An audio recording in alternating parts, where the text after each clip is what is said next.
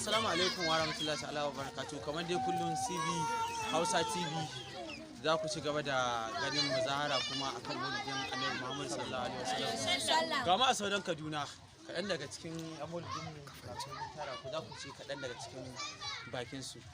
To assalamu alaikum, muna sauraron ku. Wani irin farin ciki ne za ku nuna akan irin ranar yau akan Annabi Muhammad sallallahu alaihi wasallam? Mu da farin ciki da za mu nuna ba zai misaltu ba saboda wannan rana ne da muke farin ciki a kai kuma muka saba yin maulidin Annabi Muhammad sallallahu alaihi wasallam. Fatan mu da Allah ya kai mu baɗi kuma mu sake maimaitawa wanda ya fi wannan saboda irin wannan sha'anin tafiya sai da irin haka. Mu dai muna godiya kuma muna fatan Allah ya kai mu wani shekara.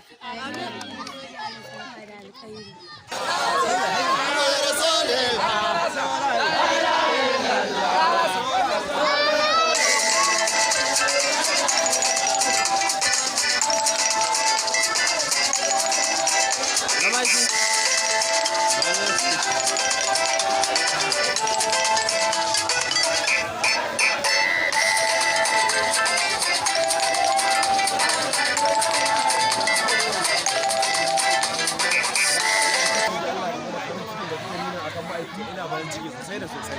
To alhamdulillah Allah shi maimaita mana, Allah ya kara maimaita mana. Ina farin ciki, Allah kai kowa gida lafiya. Amin da ya shaidi sallallahu alaihi wasallam.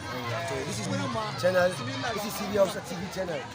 Da muna nan gurin Maulidi a sauran Kaduna.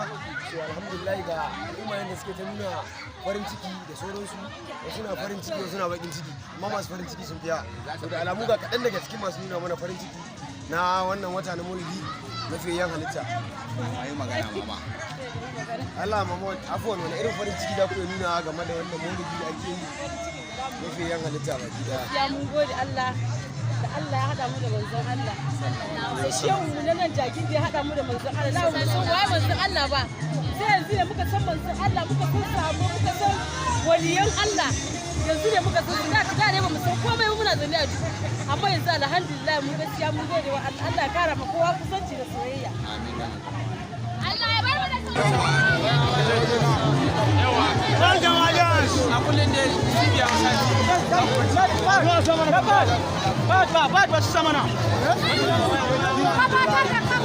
Ya ku faɗa akan soyayya na Muhammad sallallahu alaihi wasallam. Murna.